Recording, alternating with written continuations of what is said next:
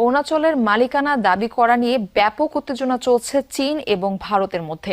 সম্প্রতি অরুণাচলকে নিজেদের ভূখণ্ড জংনান বলে উল্লেখ করে বেইজিং। চীনের পররাষ্ট্র মন্ত্রণালয় জানায়, অবৈধভাবে অঞ্চলটি নিজেদের বলে দাবি করে আসছে ভারত। এই ঘটনার তীব্র নিন্দা জানিয়েছে দিল্লি। বিবৃতিতে দিল্লি জানায়, চীন যত প্রচেষ্টাই চালাক না কেন, অরুণাচল ভারতের অবিচ্ছেদ্য অংশ।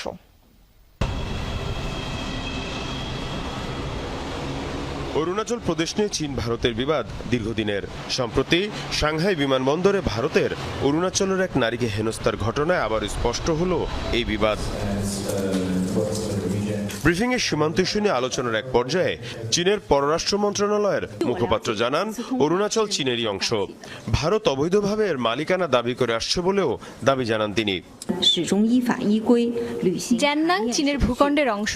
একে ভারতের তথাকথিত অরুণাচল হিসেবে আমরা কখনোই স্বীকৃতি দেব না। অবৈধভাবে একে প্রদেশ বলে দাবি করে আসছে ভারত। স্বভাবতই বেইজিং এর এমন অবস্থানের কঠোর প্রতিবাদ জানিয়েছে দিল্লি। ভারতের পররাষ্ট্র মন্ত্রণালয় বিবৃতিতে জানায়, অরুণাচল প্রদেশ ভারতের অবিচ্ছেদ্য অংশ। চীন যত চেষ্টাই করুক না কেন, বাস্তবতার কোনো পরিবর্তন হবে না, আর সেটা হলো অরুণাচল ভারতেরই অংশ।